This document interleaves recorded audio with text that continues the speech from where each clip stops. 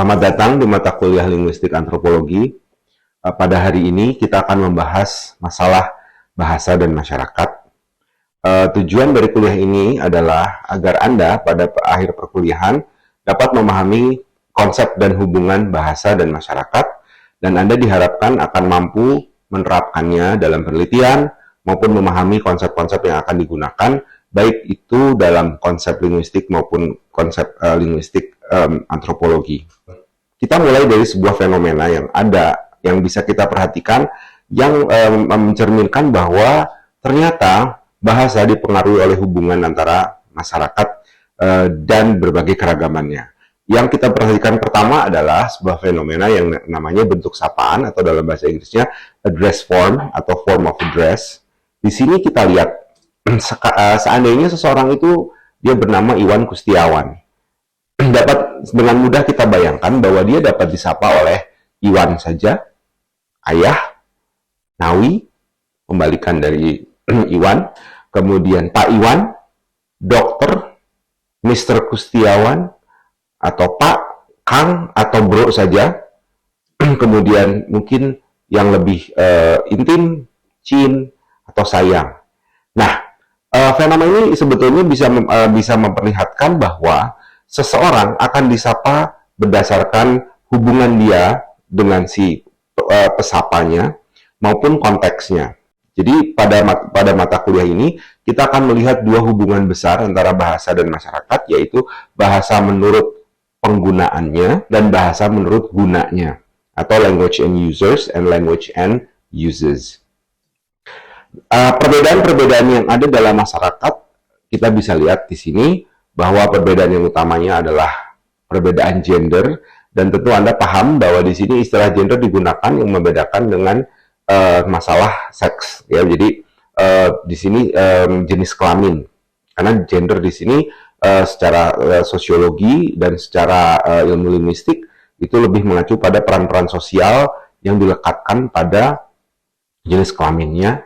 Kemudian kita lihat juga bahwa bahasa atau perbedaan masyarakat itu bisa berbeda secara usia, kemudian pekerjaannya, kemudian kelas sosialnya, kemudian tingkat pendidikannya, kemudian ada domisili atau tempat tinggalnya, kemudian ada juga pada beberapa masyarakat tertentu ada sistem sosial yang disebut dengan kasta. Nah, pembeda-pembeda ini secara ilmu bahasa, secara linguistik atau khususnya sosiolinguistik, yaitu hubungan adalah ilmu bahasa yang melihat hubungan antara bahasa dan masyarakat. Pembedaan ini disebabkan oleh dua faktor utama. Yang pertama adalah power differentials, atau dalam biasanya istilah yang digunakan adalah kuasa atau power saja. Kemudian yang kedua adalah masalah solidarity atau keakraban. Jadi karena pembeda ini, maka orang akan menggunakan ragam tutur yang berbeda, dan juga dia menggunakan berbagai perangkat atau atribut-atribut bahasa yang berbeda-beda. Kita bisa bayangkan seseorang bisa menggunakan cara bertutur yang berbeda berdasarkan konteks di mana dia berbicara dan dengan siapa dia berbicara. Bahkan kita bayangkan dengan mudah, seandainya A dan dua orang yang kita sebut saja A dan B, dia biasanya adalah dua orang yang biasa sangat akrab misalnya, mereka menggunakan kode atau cara bertutur tertentu, tapi pada setting tertentu misalnya mereka akan mengubah cara bertuturnya. Ini semata-mata disebabkan oleh adanya faktor yang lain, yaitu masalah konteks. Kemudian kita lihat dalam ilmu sosiolinguistik atau masalah ilmu bahasa, kita lihat ada faktor sosial yang membedakan, yang membuat kenapa orang berbicara secara berbeda-beda, yaitu yang pertama adalah partisipan, atau kalau dalam bahasa Indonesia kita lebih kenal pelibat. Pelibat adalah mereka yang terlibat dalam suatu percakapan. Nah, dalam ilmu bahasa, partisipan ini dibagi menjadi tiga. Yang pertama adalah penutur, jadi orang yang berbicara, kemudian petutur, orang yang diajak bicara, dan kemudian ada yang ketiga yang disebutnya orang sekitar, atau kalau dalam bahasa Inggrisnya bystander.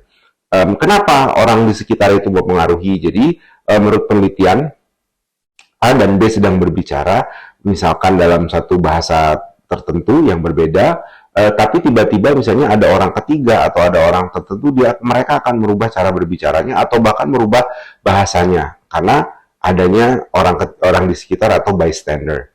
Kemudian adanya setting atau tempat terjadinya tutur. Kenapa setting atau tempat terjadinya tutur itu bisa mempengaruhi? Karena kita mengenal adanya istilah formal dan informal.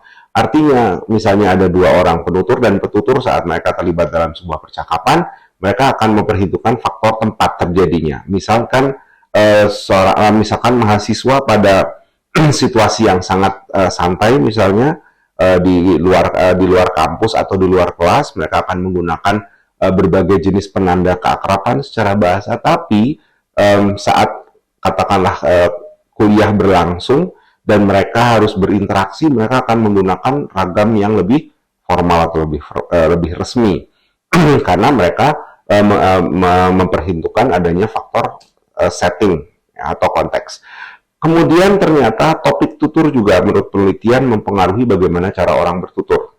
Jadi orang bertutur berbeda-beda. Misalnya kalau dalam secara kasarnya kita akan lihat saja bahwa misalnya ini kita mendengar istilah seperti ini topik yang serius atau ini kemudian topik yang hurry atau bercanda. Cara bertutur menurut penelitian memang berbeda-beda berdasarkan si topiknya. Kemudian fungsi tuturan, nanti kita akan bahas kenapa fungsi tuturan ini berbeda. Nah, sekarang kita lihat adanya dimensi sosial.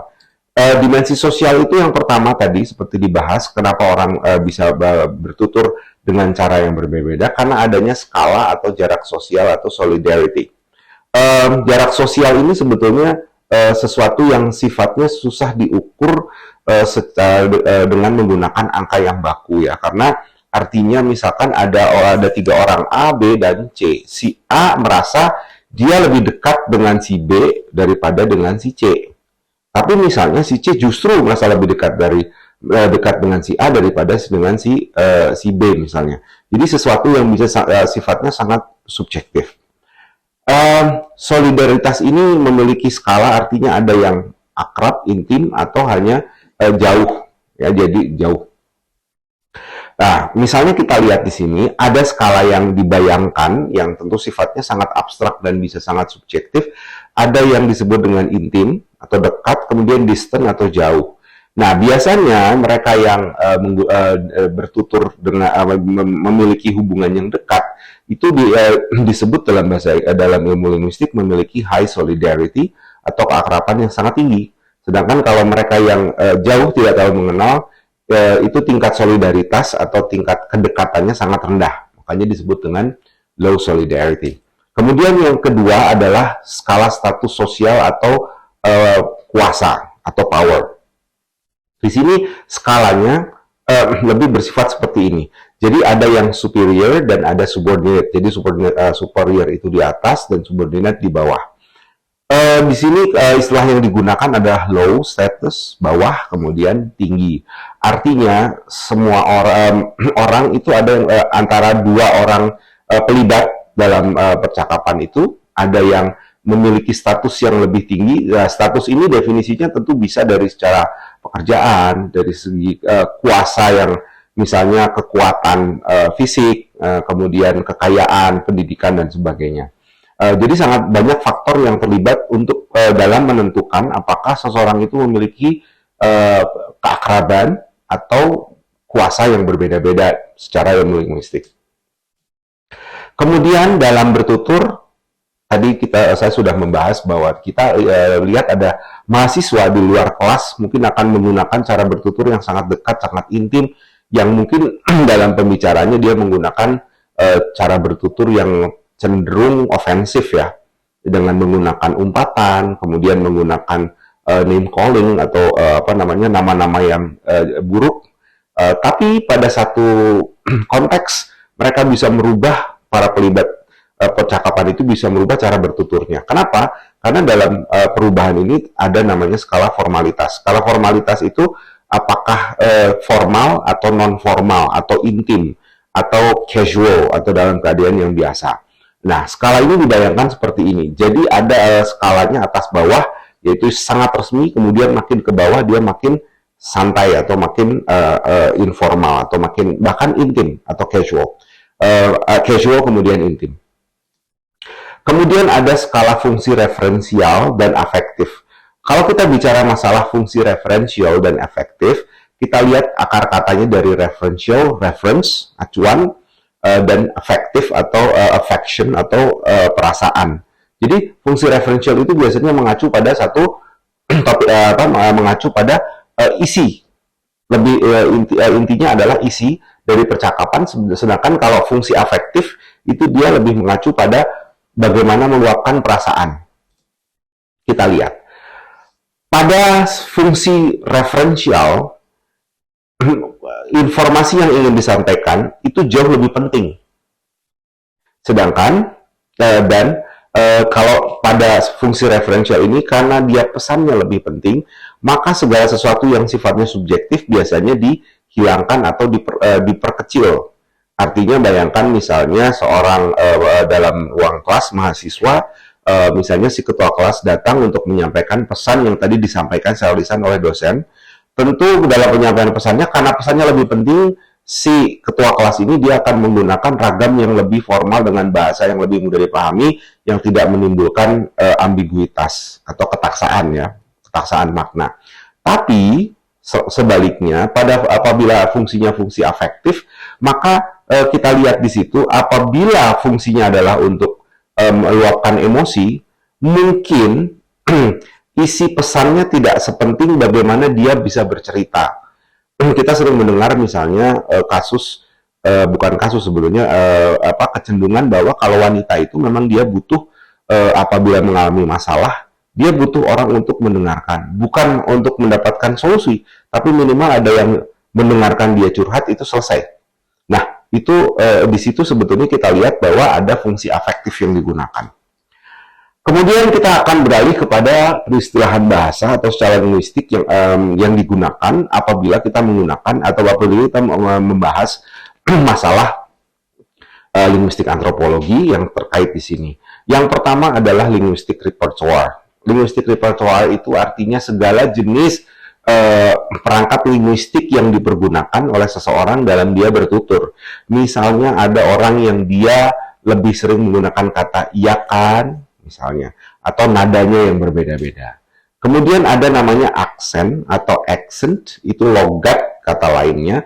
Jadi sangat dipengaruhi oleh bahasa ibu atau bahasa yang dikuasai pertama kali. Kemudian ada namanya code atau variety atau varietas bahasa. Jadi code itu adalah cara bertutur, seperangkat cara bertutur yang terdiri dari 4 faktor fonetik fonologis, kemudian faktor morfologisnya ada, kemudian faktor sintaktisnya ada, kemudian faktor semantisnya ada. Apa itu? Nanti kita akan lihat. Yang pertama adalah dari pronunciation-nya, kemudian yang kedua adalah bentuk kata yang digunakan. Kita tahu misalnya dalam bahasa Indonesia, contoh yang sangat mudah misalnya seperti Anda menggunakan kata make dan memakai, mengadakan dan ngadain.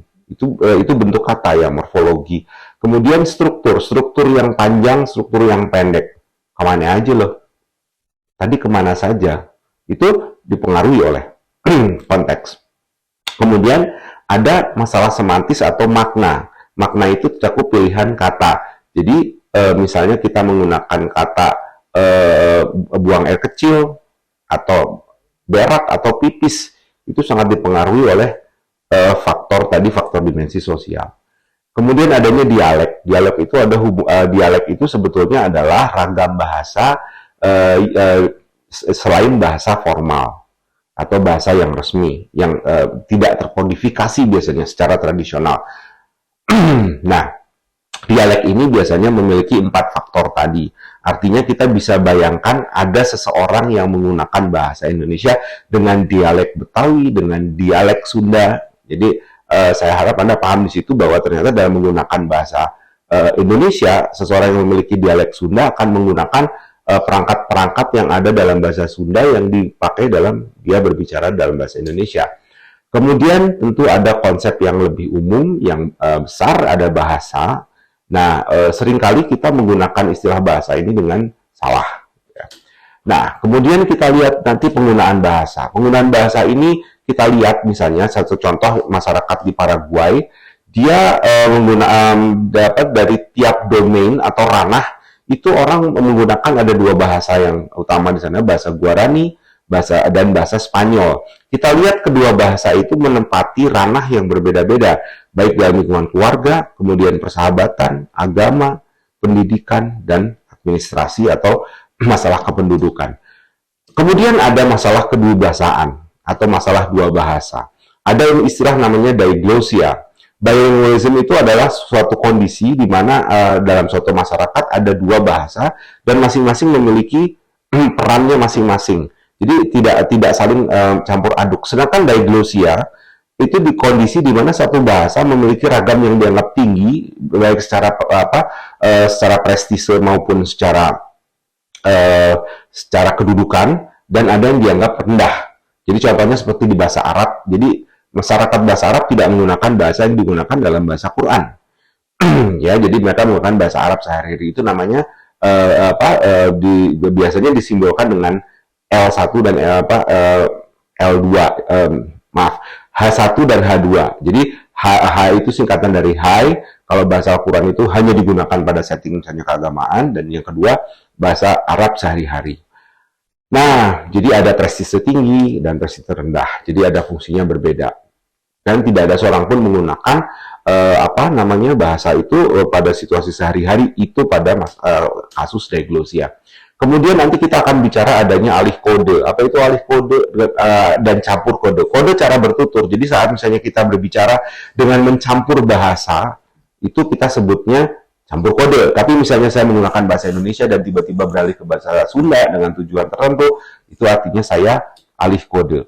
Dan ada namanya metaphorical switching, di mana di situ saya menggunakan bahasa karena ada tujuan misalnya keakraban atau ada hal-hal yang ingin saya capai dari situ, dari segi masalah solidaritas atau keakraban maupun masalah prestise misalnya. Ya, penyebabnya itu tadi bisa karena topiknya, bisa karena fungsi afektif atau adanya kesamaan atau solidaritas, ya bisa. Jenis dialek pun sebetulnya ada macam-macam. Ada dialek regional yang dia terbatas lokasi, jadi tempat misalnya. Jadi ada dialek Sunda, dialek Jawa, dialek bahasa Indonesia, dialek Jawa, dialek Sunda. Dialek sosial itu lebih pada misalnya dia ada masyarakat yang berbeda, beda kelas sosialnya atau usianya. Kemudian jenis bahasa sendiri ada namanya bahasa resmi, kemudian ada bahasa nasional, kemudian ada bahasa pergaulan, dan ada vernacular atau bahasa daerah, ada pidgin dan ada Creole. Konsep ini kita harus perhatikan bahwa ada bahasa tidak sama dengan dialek, kemudian dialek itu adalah variasi dari satu bahasa, tapi bahasa di sini lebih memiliki prestise dan itu masalahnya lebih pada politik. Artinya contohnya orang Inggris dan orang Amerika menggunakan bahasa Indonesia, tapi mereka tidak mau disebut bahwa bahasa Inggrisnya orang Amerika itu bahasa Inggris. Seperti itu. Bahasa digunakan sebagai simbol atau identitas. Ini contoh-contohnya bisa saya berikan bahwa ternyata bahasa Inggris dan bahasa Inggris dan bahasa Inggris Amerika itu berbeda. Kemudian perbedaan variasinya itu ada fonetis secara pengucapan, kemudian pilihan katanya, kemudian ada secara morfologis, bentuk kata tadi kita sudah bahas, dan secara struktur kalimatnya, dan unsur makna ujaran yang berdasarkan konteksnya. Kemudian kita nanti lihat jenis variasinya itu ada yang standar, regional atau berdasarkan daerah, dan dia populer. Kemudian perbedaan variasi itu, kenapa bahasa dialek itu berbeda? Karena aksennya, karena pilihan katanya, pola kalimatnya, dan sebagainya. Nah, ini contoh-contoh sebetulnya penelitian yang dilakukan di New York, ternyata ada perbedaan cara bertutur berdasarkan kelas sosialnya. Baiklah, itu yang bisa saya sampaikan pada pertemuan kali ini. Semoga bermanfaat. Harapan saya Anda dapat memahami konsep-konsep yang saya telah sampaikan. Apabila misalnya ada konsep yang Anda ingin ketahui lebih lanjut, Anda bisa menemukannya pada laman Live 4 untuk menemukan buku referensi. Sekian dari saya, terima kasih.